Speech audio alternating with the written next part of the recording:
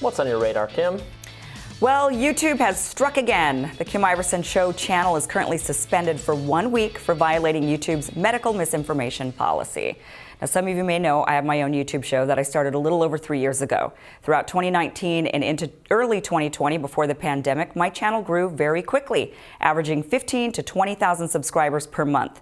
My focus was on the Democratic primary, of course, and foreign policy. I interviewed candidates such as Tulsi Gabbard and Marianne Williamson and attended the Democratic debate in Atlanta. I traveled to the West Bank to witness the Israeli-Palestinian conflict firsthand and did in-depth pieces on the various U.S. foreign entanglements.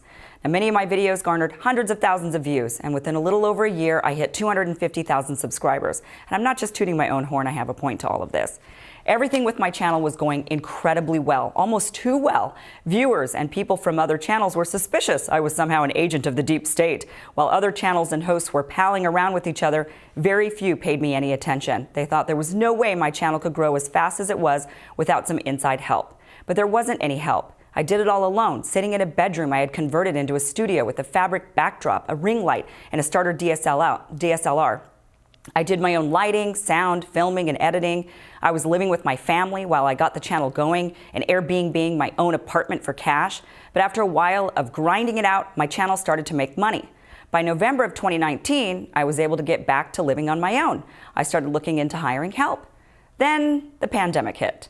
The focus of my attention and everyone else's shifted to the virus and lockdowns. I was against the lockdowns from day one. I argued they would result in a massive transfer of wealth, an unprecedented limitation of freedoms, and would only cause immense harm to children and others who are of low risk for the virus. I was also willing to discuss the lab leak theory. End of March of 2020 and into April, I made a few videos about the theory. One of my videos hit over 1 million views. Then suddenly, my video was removed by YouTube.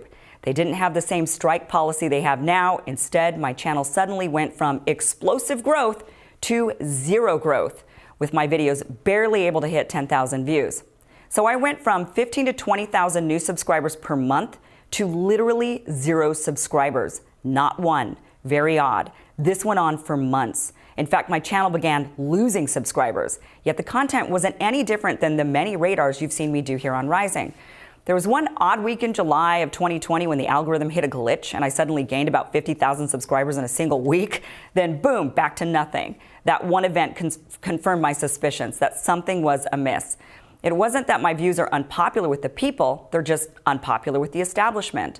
And I wasn't alone. Others reported having similar issues after reporting on the lab leak theory and criticizing lockdowns. They too saw their subscriber count slow to a crawl at best and video view counts take a dive. But I trekked on. I found other ways to survive, but it took a long time for my channel to start to grow again. And now everyone is allowed to freely talk about the lab leak theory, so I was punished for something everyone can now talk about without consequence. And that's one of the biggest issues with this type of content curation. 1 week, something is misinformation. The next week, it's common discourse. I was hit a year later in April of 2021 for reporting on Johnson & Johnson's vaccine being halted, which ended up being temporary, and alleged side effects that were being reported in the news about other brands. I violated their medical misinformation policy. By this point, YouTube had implemented their strike system. First you get a warning, then you get a strike and can't upload for a week. If you get another strike, you can't upload for 2 weeks. Because there were 2 videos in question, they gave me a warning and a strike and limited me from uploading for a week. But a couple of months later, after some of the side effects were confirmed by Pfizer and the FDA, I appealed the strike and had it reversed to a warning. I didn't get my week back, but I at least shielded my channel from getting hit harder in the future. Well, that future came last Friday when I woke up to a message from YouTube telling me a video was removed for violating their medical misinformation policy. This resulted in a strike, and I'm now suspended for posting for a week. Specifically, I violated their policy surrounding Ivermectin. It is against YouTube's policy to post any content that claims Ivermectin is either safe or effective in the treatment of COVID-19 or goes against the WHO. So I'm now in the doghouse, or horse stable, if you will. Now, I'm lucky that I've had the opportunity to come here to the Hill, where I've had a platform. Many other independent creators have had to give up and find new lines of work. People who are genuinely good at this job, who are trying to share information with the world, are being cut out using a variety of tactics, from algorithmic suppression to outright bans. Information is being limited to only that which is sanctioned by the state. Private companies can do what they want, but if they choose to only allow the state-sanctioned narrative to be heard, what has become of our culture? Are we a free America, open to hear all sides of arguments, no matter how absurd or how much we disagree? Or are we one of a one narrative nation governed by Big Brother? We need to decide and we need to demand. But my fear is it's already been decided and demanded, and unfortunately not in the favor of free speech and free thought. And that is my biggest concern with our culture now of censorship. We've developed this new culture, and it's going on both sides. We do see from the left this censorship of, of what they've determined to be science or morality. If you go against that, that's misinformation. You should be deplatformed. You should be silenced. You should be canceled. I see it coming from the right as well, where there was actually a school district in Virginia talking about burning books that they didn't agree with. They actually mentioned, well, we should burn these books. And it was about, critical race theory books or books for LGBTQ type issues or stories involving gay teenagers. So we've kind of reached this point in society where, and maybe we've always been in it, I've just never really experienced it enough, but it does feel like we are at a point where everybody seems to be okay to some degree with censorship, and we're allowing these private companies to get away with it, and we're even encouraging it and saying, well, yeah, but you did XYZ thing and you shouldn't have, or you shouldn't be allowed to read this book. And I'm of the opinion that, I'm more of a free speech absolutist. I'm actually fairly extreme about it, but because I don't think there's really any speech that should be banned, including maybe even yelling fire in a theater and saying, well, I don't know. I mean, you should look around and see if the fire is there. I get it. People are going to disagree with me on that. But at least, even that, that anecdote is so people say that a lot. Well, you can't yell fire in a crowded theater, but it's actually what that statement comes from is a Supreme Court opinion that was not even. I think it was the dissent.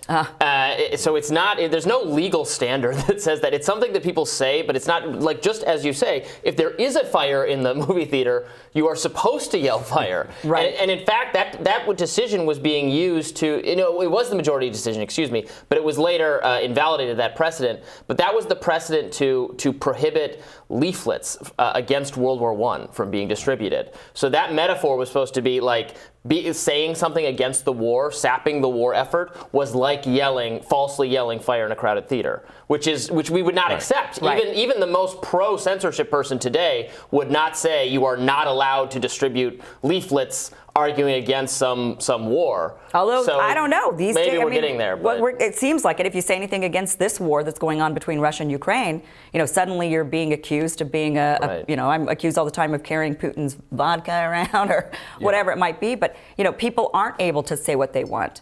And people are being accused. So I don't know. Maybe our culture has reached back to the McCarthy era or...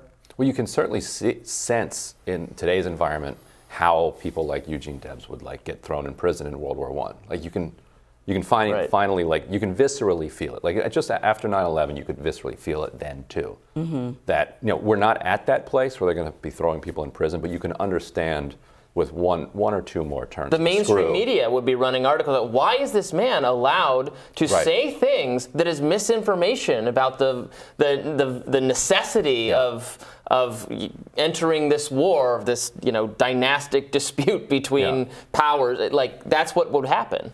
Yeah. And one quick point about YouTube, I think this claim that you can't say that lockdowns don't work, divorced from everything else, I think that's actually fine. I think it's obviously clear.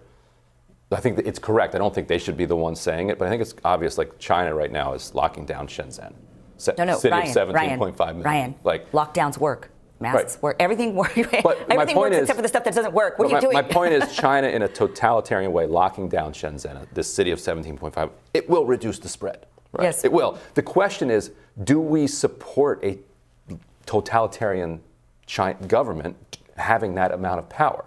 That is the question. So that's what the public is supposed to work out, to balance the costs and the benefits of these things. The Shenzhen example is particularly right because it's happening right now, and it's literally a totalitarian government, but it will work. Right. To some degree. Then they'll open up, then they'll get hit again. Then they'll get hit again. Right. But I actually don't know if that's forever. I don't know if that's if the lockdown one is actually in their community guidelines. We'd have to go back through it. I'm pretty sure it is. Look and say what can you say and what can you not say, and we're all kind of stuck to that. It is in there. I remember seeing it the other day. Yeah. We're walking on eggshells. Right. But anyway, so their algorithm pulls you right up to the edge, and then if you say one word. Right, then all of a sudden it's, yeah. So they encourage the behavior that they claim to discourage. Well, we're doing our radars are 3 for 3 on I also have a beef to pick with the mainstream COVID mitigation efforts. So looking forward to that one.